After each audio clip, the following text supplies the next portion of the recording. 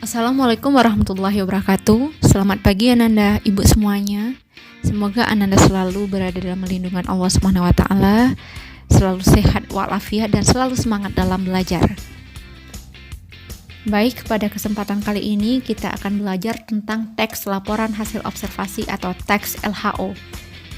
Dengan KD atau kompetensi dasar 3.2 menganalisis isi dan aspek kebahasaan dari minimal 2 teks laporan hasil observasi.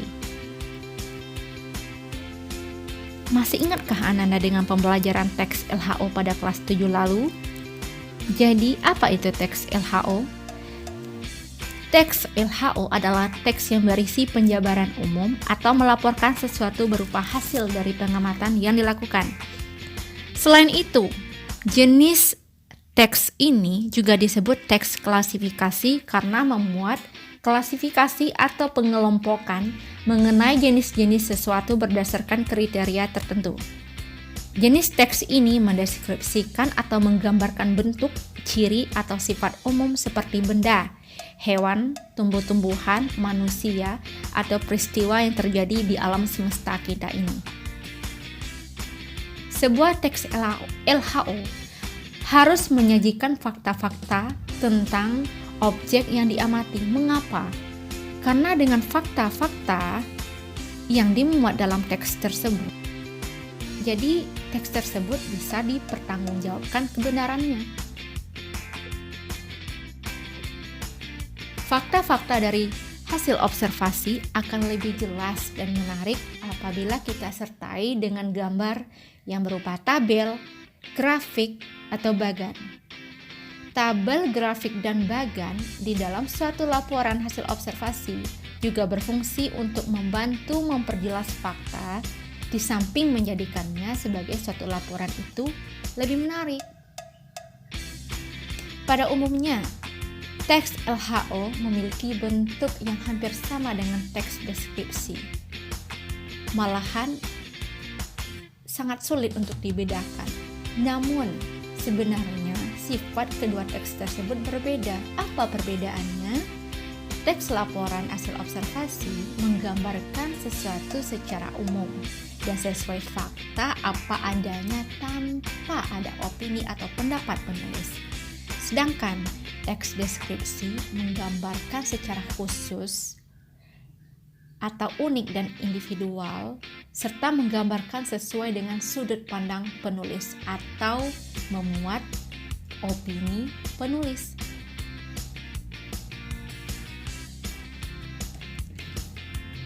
Teks LHO atau teks laporan hasil observasi harus bersifat objektif atau sesuai dengan kenyataan dan apa adanya, bukan ada apanya.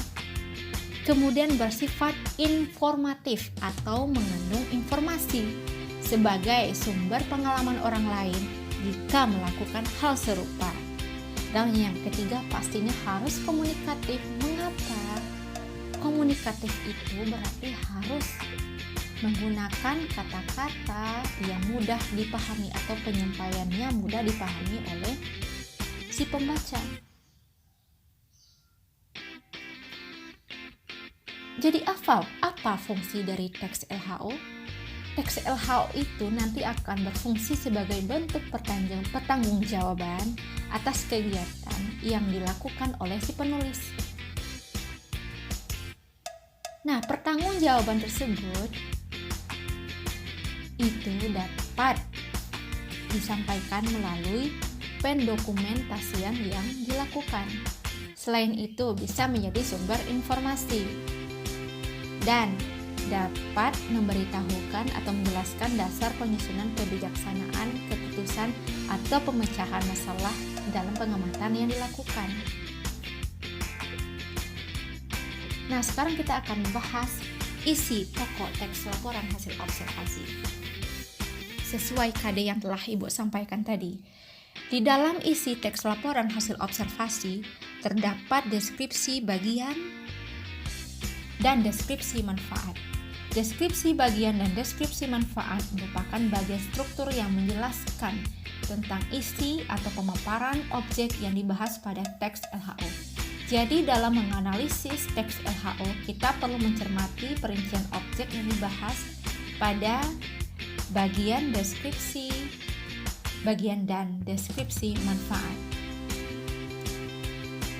Menganalisis isi teks LHO adalah kegiatan menentukan atau menetapkan isi teks laporan hasil observasi. Pokok-pokok isi tersebut terangkum dalam rumus 5W1H. What, where, who, why, when, dan how. Atau dalam bahasa Indonesianya, pokok-pokok isi informasi tersebut disingkat pula dengan A diksimba. A apa, di mana, K kapan, si siapa, bagaimana, mengapa, dan ba bagaimana. Berikut contoh bagannya.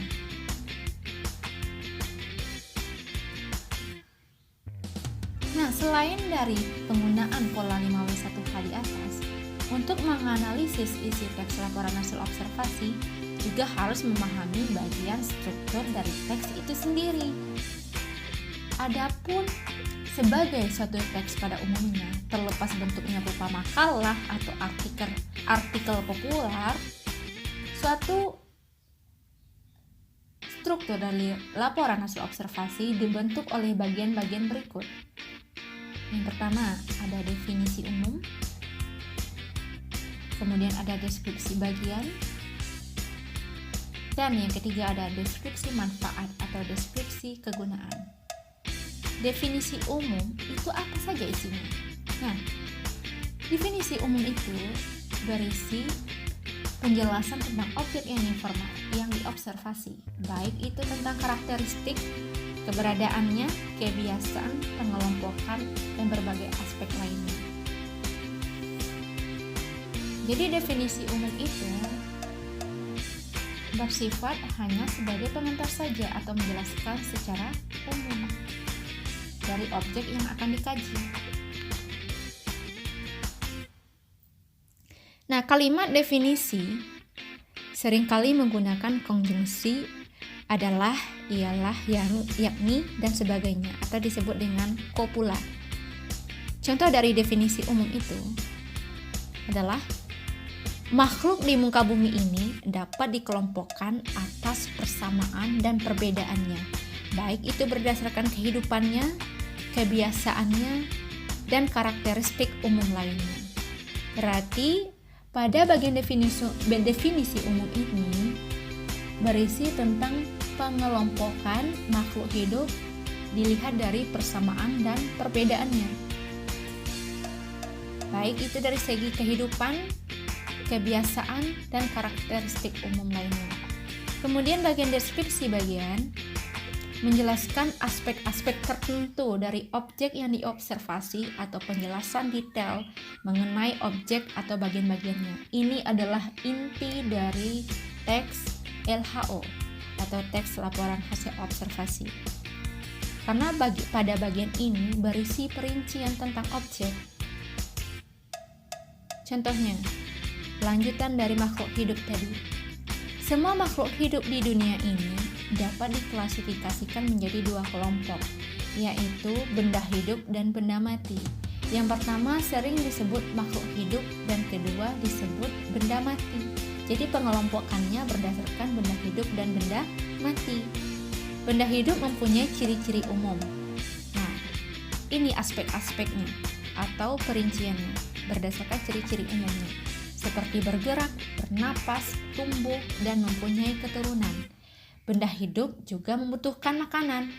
Sedangkan benda mati dibedakan dari benda hidup karena benda mati tidak mempunyai ciri-ciri umum tersebut. Kera, tumbuh-tumbuhan, ikan, dan bunga adalah contoh benda hidup. Sementara itu kaca, air, plastik, baja, dan oksigen adalah contoh benda mati. Kemudian yang ketiga, bagian deskripsi manfaat atau deskripsi kegunaan. Nah, bagian ini berisi tentang kegunaan dari paparan tema yang dinyatakan sebelumnya atau pada bagian definisi umum dan deskripsi bagian. Deskripsi manfaat menunjukkan bahwa setiap objek yang diamati memiliki manfaat atau fungsi dalam kehidupan.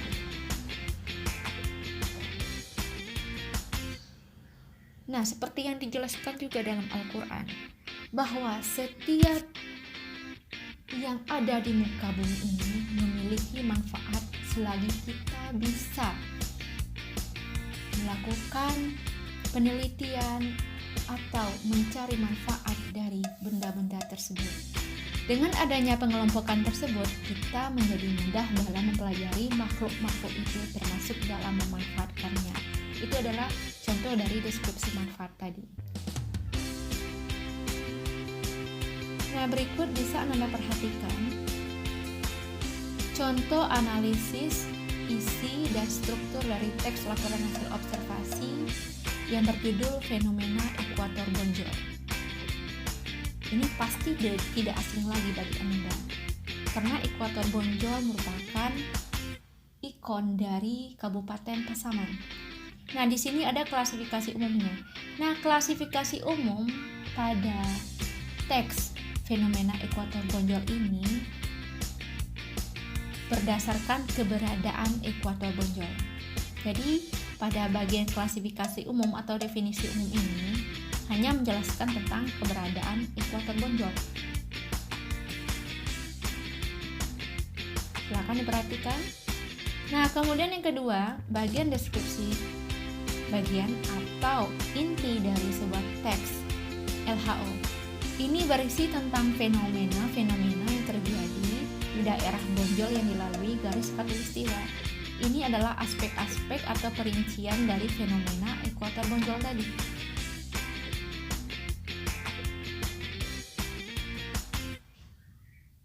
Nah, kemudian yang terakhir, deskripsi manfaat. Jadi deskripsi manfaat dari penjabaran sebelumnya itu berisi tentang adanya bukti berupa tugu penanda garis khatulistiwa dijadikan sebagai ikon Kabupaten Pasaman.